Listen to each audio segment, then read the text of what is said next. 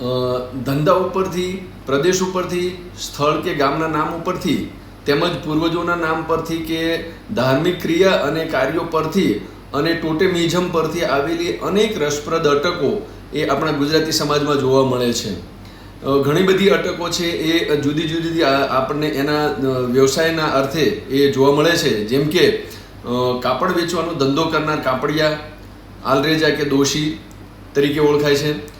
સોનું પારખનાર પારેખ, હીરા પારખનાર પરીખ, સોનાની વારીઓ વેચનાર વારિયા, જડતરનું કામ કરનાર જડિયા, દલાલ તરીકે કામ કરનાર આડતિયા, તેમજ દેવ મંદિરો માટેની મૂર્તિઓની આંગી બનાવનાર આંગીવાળા, અનાજ વેચવાનો વ્યવસાય કરનાર કણિયા, રૂનો વેપાર કરનાર કપાસી, આ ઉપરાંત આપણે કમોદના ચોખા વેચનાર કમોદિયા, શાકભાજી વેચનાર કાછિયા, દેશી રજવાડાઓ હતા એમાં કારભારી તરીકે કામ કરનાર હતા અથવા તો દિવાન પદો જે ભોગવનાર હતા એમને કારભારી તરીકે ઓળખીએ છીએ.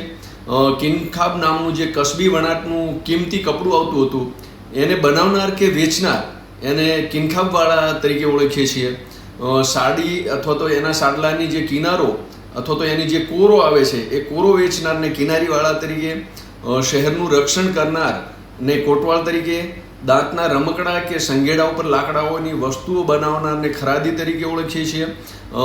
લાકડાનો જથ્થાબંધ વેપાર કરનાર કાટપીટિયા, વાસણ ઘડનાર કે વેચનાર છે એને કંસારા તરીકે, મીઠાઈ બનાવનારને અથવા તો એને વેચનારને એ કંદોઈ તરીકે, ઈંટ ચૂના વડે ઘર ચડનાર છે એને કડિયા તરીકે, અફીણના વેપારી એને અફીણવાળા તરીકે, વસ્તુ ખરીદ કરતી વખતે ચતુરાઈથી તેની કિંમત કરનાર એ ખરીદિયા, ગજિયાણી નામનું રેશમી કાપડ વેચનાર છે એ ગજીવાળા, કડી અથવા તો ગળી વડે જે કપડાં કે સૂતર છે એને રંગનાર ગલિયારા, ગામના મુખી કે બાગ બગીચાનું કામ કરનારને ગામી, બંદર ઉપર વખારના માલિક અથવા ગોદીમાં કામ કરનારને ગોદીવાળા, ઘીનો ધંધો કરનાર ઘીયા, હાથી દાંતની ચૂડીઓ ઉતારનાર ચૂડગર, ચૂનાનો વેપાર કરનારને ચૂનાવાળા, ઘાણી ચલાવનાર ઘાંચી, ગોળ વેચનાર ગોળવાળા, ખોખા બનાવનાર ખોખાણી, અનાજ તોડનાર તોલાટ, પૈસાની લેવડ દેવડ કરનાર નાણાવટી, ભવાઈના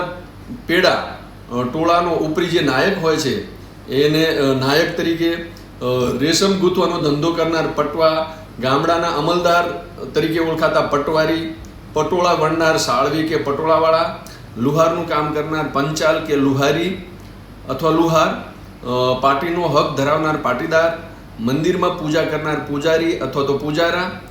લુહાણમાં પણ આ પ્રકારની અટક જોવા મળે છે. બનાત નામનું જાડું કપડું વેચનાર બનાતવાળા, બંગડીઓ વેચનાર બંગડીવાળા, ભંગાર સાચવનાર અથવા તો એને ભેગો કરીને રાખનાર ભંડારી, મગિયું કપડું વેચનાર મગિયા કે મગિયાવાળા એવું પણ આપણે કહીએ છીએ. મશરૂના વેપારી, કોઈ પણ પ્રકારની વખાર રાખનાર વખારિયા, મોતી ગૂંથનારા પચ્ચીગર, સોની ચોકસી મહાજન સુવર્ણકાર, સુખડ વેચનાર સુખડવાળા, મીઠાઈ બનાવનાર સુખડિયા, અત્તર વગેરે સુગંધી પદાર્થો જે આપણે જોઈએ છે એને વેચે છે એ પણ સુખડિયા તરીકે ઓળખાય છે. સ્ત્રીઓને પહેરવાના શેલા અથવા તો સાડલા છે એને બનાવનાર સેલુગર, થયેલા બનાવ કે કામની નોંધ રાખનાર એ વહિયા, જૂના અથવા નવા કસબના તાર વેચનાર તારકસવાળા. આવી અનેક અટકો આપણને જોવા મળે છે. ઘણી બધી અટકો આ રીતે જુદા જુદા વ્યવસાય ઉપરથી આવેલી છે.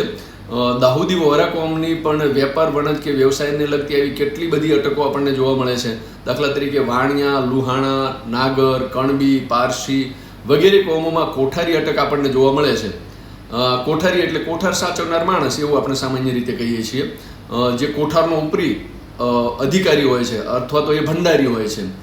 ઘરગથ્થુ સામાન અને અનાજ પાણીની વ્યવસ્થા કરનારને આપણે કામદાર તરીકે ઓળખીએ છીએ. વખારીઓ કોઈ પણ કોમના માણસ છે એ કોઠારી તરીકે જે નોકરી કરતો હોય છે અથવા તો એના જે પાછળના કુટુંબીજનો છે એ કુટુંબીજનોને પણ આપણે કોઠારી તરીકે પછી ઓળખતા હોઈએ છીએ. ઘણા બધા મંદિરો હોય છે અથવા તો ઘણી બધી ધાર્મિક સંસ્થાઓ હોય છે અથવા તો એ પ્રકારની સંસ્થાઓ હોય છે જેમાં કોઠાર સાચવનાર વ્યક્તિ છે એને આપણે કોઠારી તરીકે અથવા તો કોઠારી ભગત તરીકે ઓળખીએ છીએ. તો આમ ઘણી બધી અટકો ગુજરાતી સમાજમાં આપણને એમના વ્યવસાય ધંધા ઉપરથી, એના પ્રદેશ ઉપરથી અથવા તો અમુક કાર્યો છે એ કાર્યો ઉપરથી આવેલી જોવા મળે છે. અને આ બધી જે અટકો છે એ મેં આપની સમક્ષ રજૂ કરી છે. બની શકે કે હજુ ઘણી બધી અટકો એ પ્રકારની હોઈ શકે જે એમના ધંધા સાથે, એમના પ્રદેશ સાથે, એમના વ્યવસાય સાથે, એમના કોઈ કાર્યો સાથે જોડાયેલી હોય, એ આમાં રહી જવા પામી હોય.